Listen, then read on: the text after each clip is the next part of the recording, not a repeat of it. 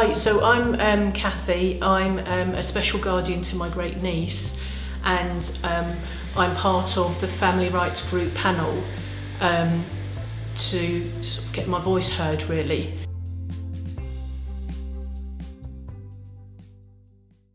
Before the assessments, they did send me a lot of information via email. They sent me stuff from the family rights group, a pamphlet about my rights, which was really informative, and that led me later on to hook up really with the family rights group to sort of give my voice about, you know, different things. So they gave me information about that. They gave me information about the assessment process, what it would be, how long it would take, what questions would be asked, and sort of my homework as well. They explained to me that I would need to do a chronology of events, a family tree, about my finances, about all the issues, about each visit, what was going to happen, which was really informative. And then throughout the assessment process, I found it really, really informative, really supportive, and just gave me lots of information about what could happen, and, you know, about the process as it was going along.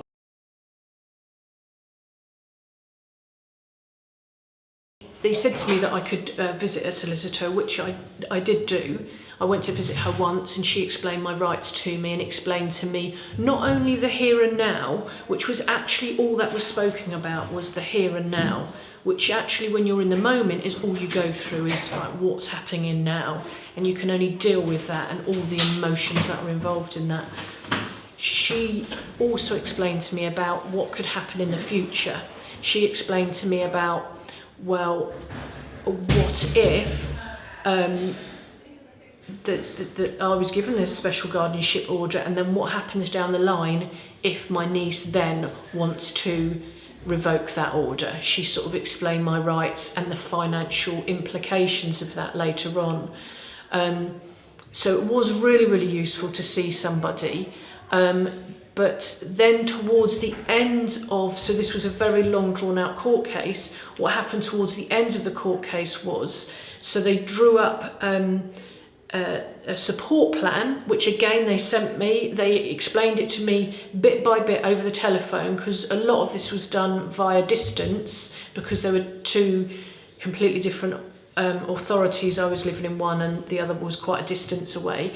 So they explained to me exactly what the support plan was, exactly what was going to happen. And what did happen was they said about the contact was going to be 3 times a year, but then the baby's guardian came to see me, and she was the one that decided that wasn't enough, and that it should be 5 or 6 times a year. So again, this was new to me, so I again went back to the solicitor, or spoke to the solicitor over the telephone, to again find out my rights and to see if that could be changed. So she spoke to the court on my behalf.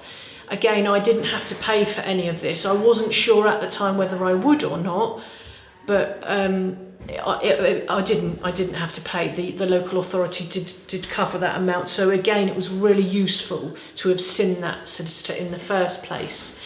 I did feel that the assessment process was very, very well supportive. I was given lots and lots of information before, during, and really after, when the assessment had been done.